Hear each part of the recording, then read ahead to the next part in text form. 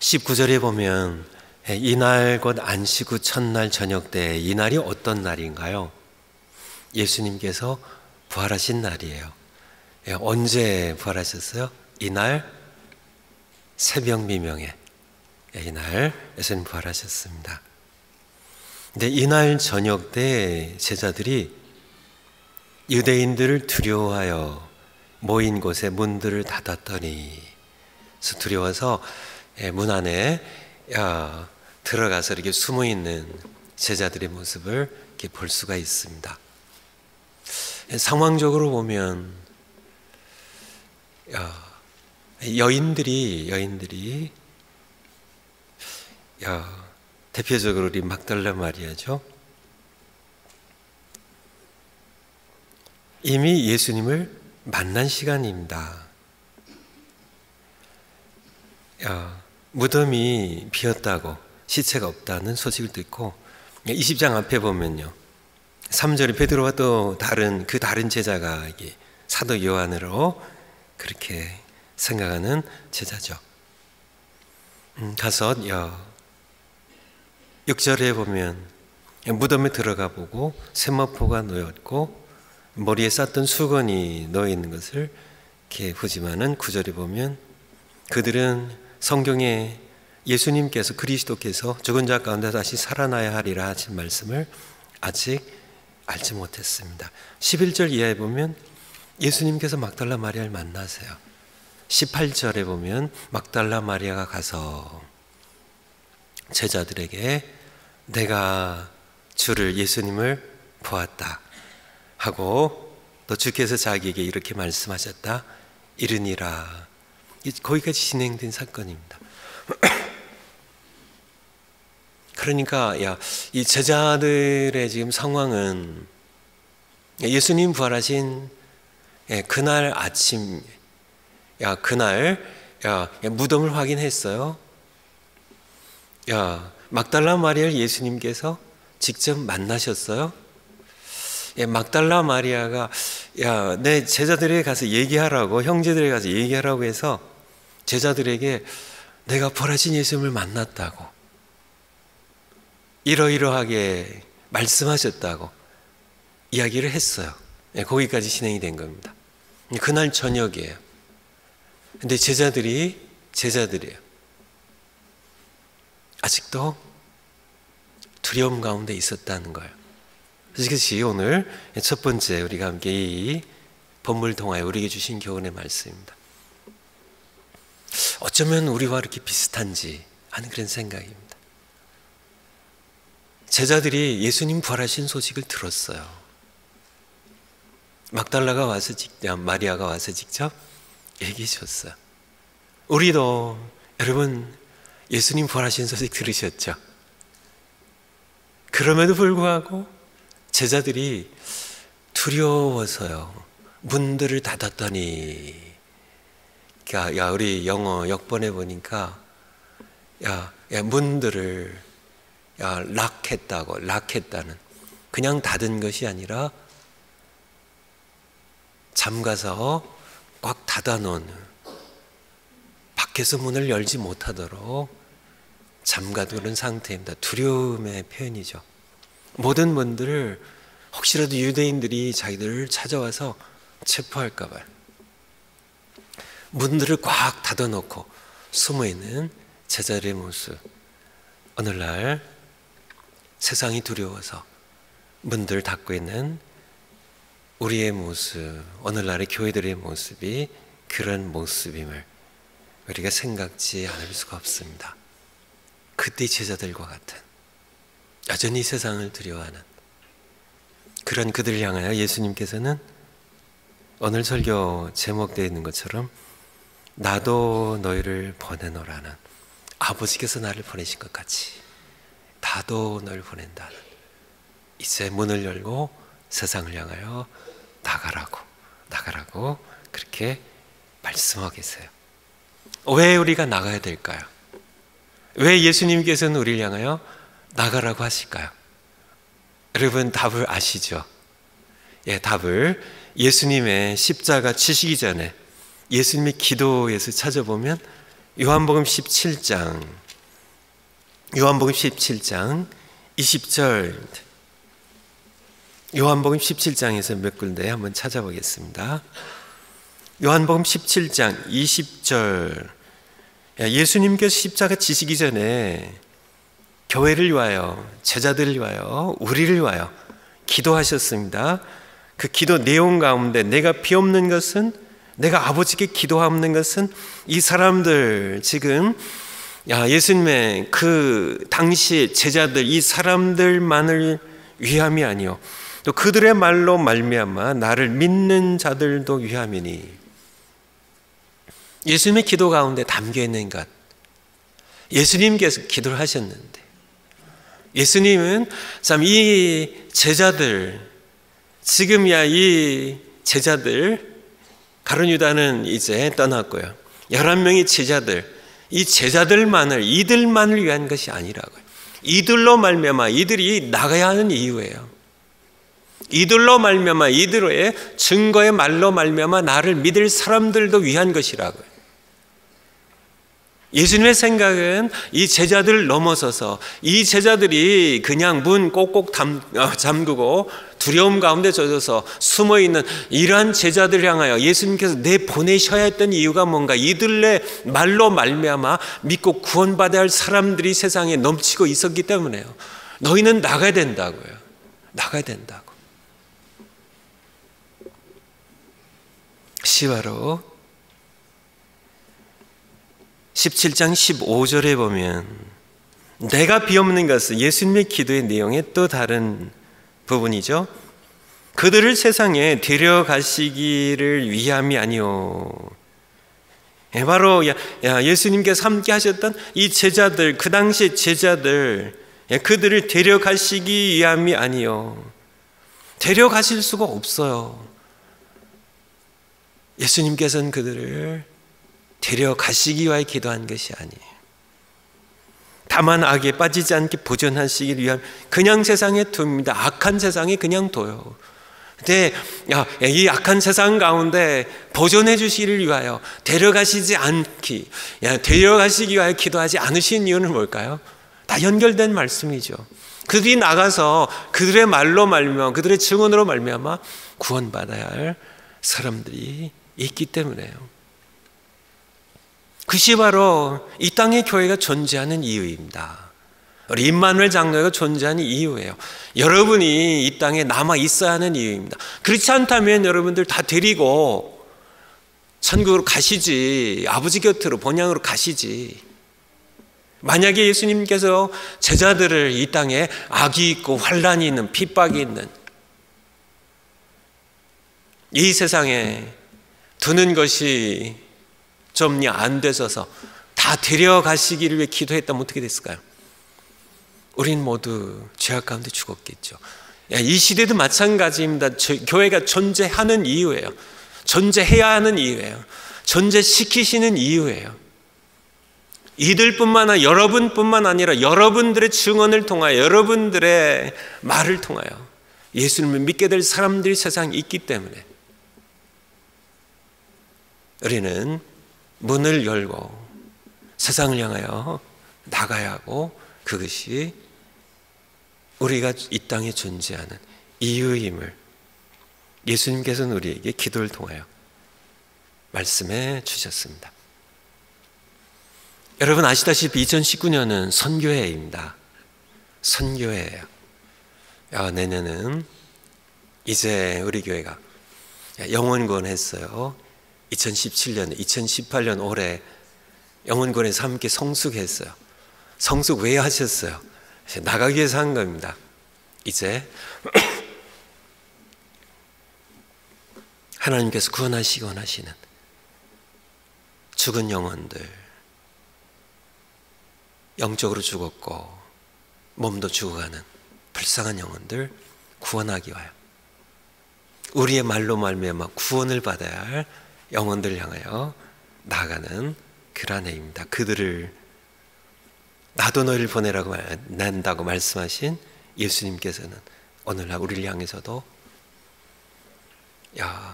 나도 너희를 보내노라고 말씀하고 계세요. 어디로 가야 될까요? 세상으로요. 맞습니다. 하지만 세상이 우리가 멀리 가기는 쉬워요. 오히려 쉬워요. 멀리 아시아로요. 멀리 중동으로요. 아프리카로. 멀리 가는 게 차라리 쉽습니다. 멀리 가야죠. 땅끝까지 가야죠. 하지만은 우리는 믿지 않는 우리 가족에게를, 믿지 않는 이웃에게를 오히려 더 어려운 것 같아요. 차라리 그냥 모르는, 그냥 낯선 건 먼 것이 더 쉬운 것 같아요. 나의 모습을 잘 아는 가족들, 내가 성질 부리고 당신은 잘하셔 그렇게 잘 아는 믿지 않는 가족에게, 오랜 친구에게, 야 너나 잘 믿어라 그런 친구에게, 바로 옆집에 복음을 전하기가 왜 이렇게 힘든지 우리는 야 나가야 됩니다. 나가야 돼요. 야 우리가 말로 말면 구원을 받아야 그런 사람들이 있는 가까운 곳으로, 먼 곳으로 나가야 됩니다. 나가기 위해서 두 가지를 해야 되는데요. 나가기 위해서 두 가지를 해야 되는데 첫 번째 것이 바로 두려움을 극복해야 합니다. 따라서 해주실까요? 두려움을 극복해야 한다. 나가기 위해서는요. 그래서 제자들이 지금 두려워하여 문을 닫았거든요. 예수님께서는 그들을 향하여 너희에게 뭐가 있을지어다? 평강이 있을지어다. 두려움을 극복하라고요. 내가 세상을 이겼다고요. 너희가 세상에서는 환난을 당하나 담대하라. 요한복음 16장 33절입니다. 내가 세상을 이겼다고요. 내가 죽음조차 이겼다고요. 하늘과 땅의 모든 것을 내게 주셨으니 그러므로 가라고요. 내가 세상 끝날까지 너희와 함께 있을 테니까 두려워하지 말고 평안하라고. 내가 세상을 이겼다고. 내가 나의 평안을 너에게 주는데 너희가 세상에서 환난을 당할 것이지만 담대하라고. 세상을 이기신 주님께서, 예수님께서 우리에게 말씀하세요. 두려움을 극복하라고, 평안하라고요. 평안하라고요.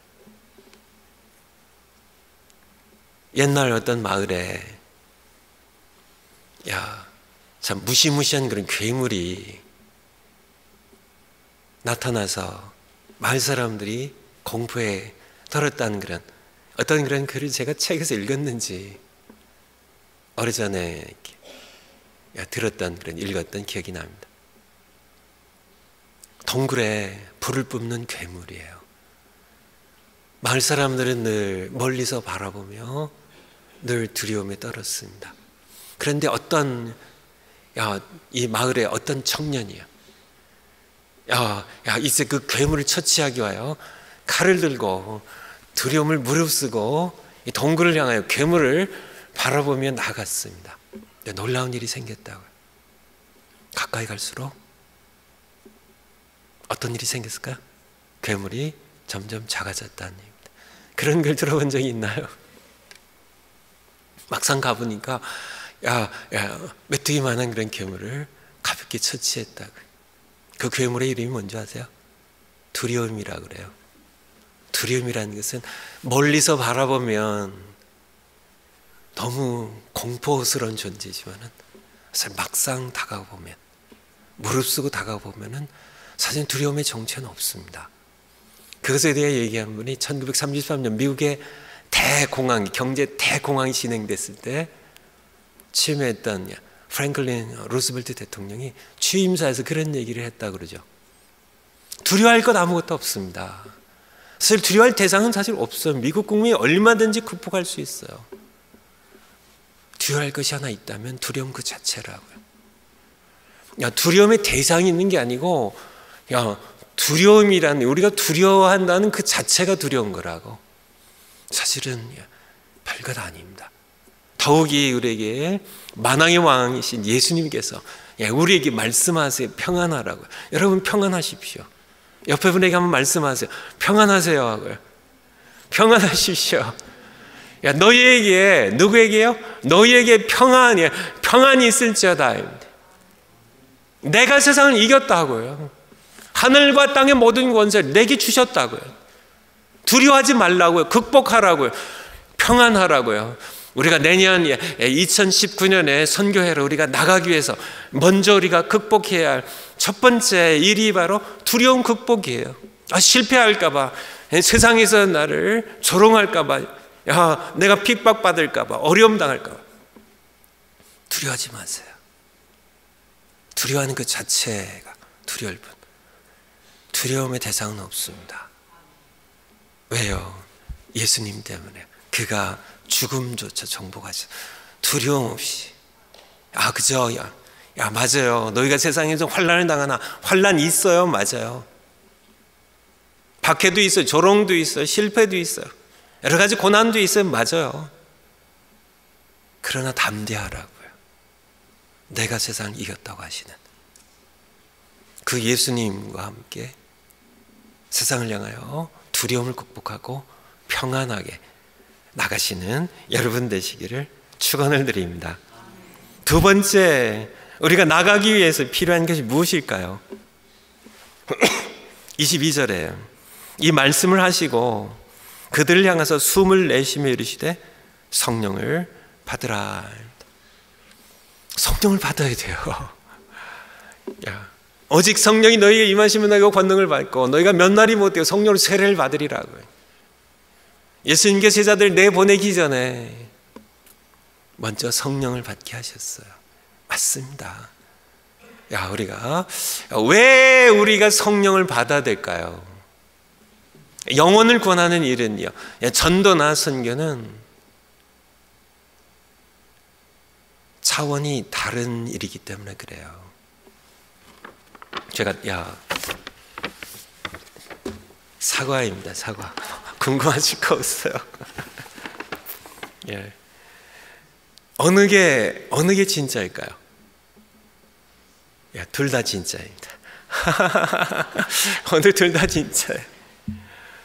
이거는 차원이 같아요. 이게 둘 다 가짜예요. 이건 차원이 같습니다. 말씀드려요. 이것과 이거는 차원이 달라요. 차원 얘기를 하는 겁니다. 모양도 비슷하고 색깔도 비슷하고 크기도 비슷한데요. 맞아요. 그건 크기예요. 하지만은 차원은 틀려요. 그것은 사람이 만든 사람의 차원이고요. 하나님께 창조하신 하나님의 차원입니다. 여긴 생명이 없고 여긴 생명이 있어요.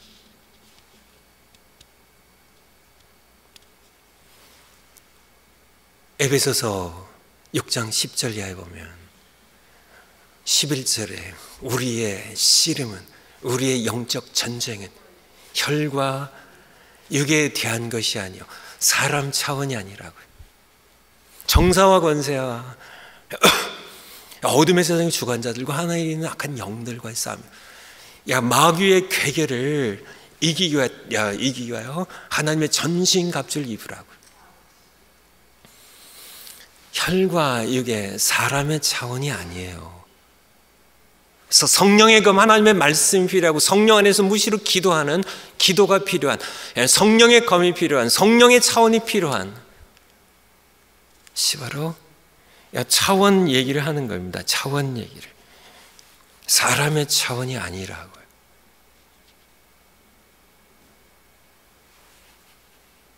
영적인 성령의 차원에서 이루어야 하는 일이기 때문에요. 제가 책을 생각이 나서 하나 갖고 왔는데, 제가 갖고 있는 책 가운데 가장 오래된 책 가운데 하나네요. 여기 한번 보세요. 이게 이렇게 누렇게 됐네요. 책 가격을 보니까 75센트예요. 몇 년 됐을까요? 50년 된 책입니다. 50년 책. 갓 스머글러라는 하나님의 밀수꾼이라는 브라더 앤드류라고 들어보신 적 있으실지 모르겠는데, 소련과 이 동굴아파에 이제 공산당들이 이게 공산 정권이 무너지기 이전이죠. 옛날 책이니까. 그때 성경을 그러니까 국경을 넘어서 성경을 밀수했던 사람들이에요. 지하계 성도님들에게 성경을 보급했던, 정말 감옥 가는 걸 불사하고 목숨을 걸고 했던 사람들. 이 책의 끝부분에 보면 거의 맨 끝에 부분입니다. 앞에 장에 보면 이들이 동역자들을 구할 때 딱 두 가지를 봤대요. 이들 학벌을 보지 않았습니다. 출신을 보지 않았어요. 가문도 보지 않았어요. 딱 두 가지를 봤어요. 그 중에 가장 중요한 것 보면은 We insist that each 그들 한 사람 한 사람 모두가 learn to work in the full power of the Holy Spirit.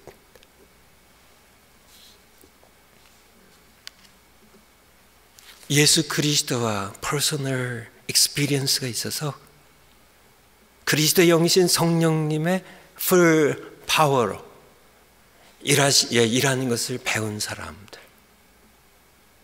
성령과 쉽게 말씀드려서 성령과 함께 일할 줄 아는 차원 얘기를 하는 겁니다.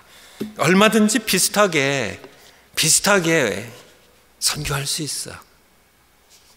비슷하게 인간 차원에서요. 돼지 잡고 잔치 베풀고 여러 가지 프로그램 만들고 해서 재미있게 하고 뭐 영어 가르치고 뭐 여러 가지 고쳐주고 병 여러 가지 해가지고 얼마든지 인간 차원에서도 좋은 일 하다 다녀올 수 있어요. 사람들 많이 모을 수 있어요. 여러 가지 결신도 많이 얻을 수 있어요. 하지만은 인간 차원입니다. 인간 차원이에요. 정말 죽은 영혼을 살리는, 그것은 인간 차원에서 이루어지는 일이 아닙니다. 하나님만이 하시는 일이에요. 그 성령을 통하여 그의 아들의 복음을 전파될 때 성령께서 역사하셔서 성령을 받으라고 하시는 그러한 이유입니다. 얼마든지 우리는 인간 차원에서 좋은 프로그램을 세련되게, 인간적으로 인간 차원에서 세련되게 우리가 선교도 하고 전도도 할 수 있어요. 하지만은 세련된 인간 차원의 전도보다 좀 엉성해도 별로 뭐 여러 가지 뭐 체계가 없는 것 같아도 엉성해도 성령 차원의 선교가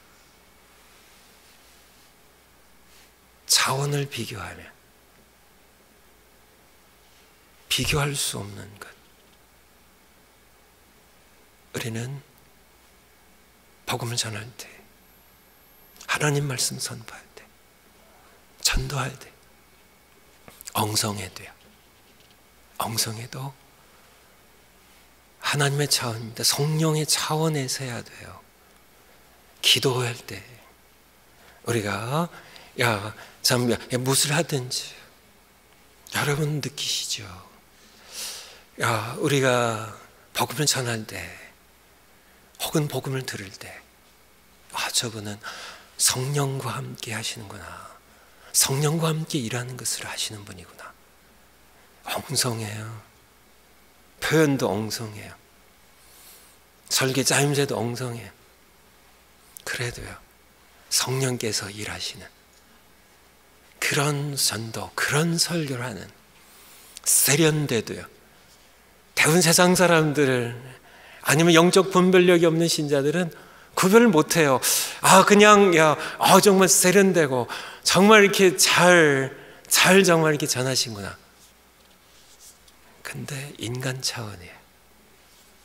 구별하시나요? 구별하셔야 돼요. 그래서 예수님께서는 숨을 내쉬며 가라사대 성령을 받으라고. 왜요? 2019년에 우리가 감당해야 할 선교는 인간 차원으로 하는 게 아닙니다. 우리가 인간 차원으로 멋있는 선교대회 참 우리가 할 수 있어요.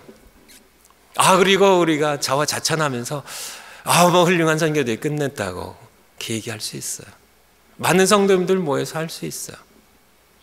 그렇지만은 아무리 멋있어도, 아무리 세련되게 잘 끝냈어도 인간 차원, 그것은 선교가 아니란 얘기예요. 엉성해도 하나님 차원에서 사람들에게 그냥 감동 주고, 사람들이 일시적으로 감정적인 흥분을 갖다가 주고, 참 사람들에게 칭찬듣는 그런 선교대회가 아니라, 2019년의 선교가 아니라, 엉성해도 상관없습니다. 기도로 우리가 준비하고 성령 안에서 기도하고, 정말 성령의 가운데 하나님의 말씀이 실제로 역사하는, 성령께서 일하시는군요. 그것을 맛보는, 비로소 죽은 영혼들이 살아나고 병든 영혼들이 치유되고, 엉터리로 신앙생활하던 그런 그저 왔다 갔다 마당만 밟던 신자들이 질적인 차원이 다른 신앙으로 변화되는, 바로 성령을 받아야 하는 이유예요.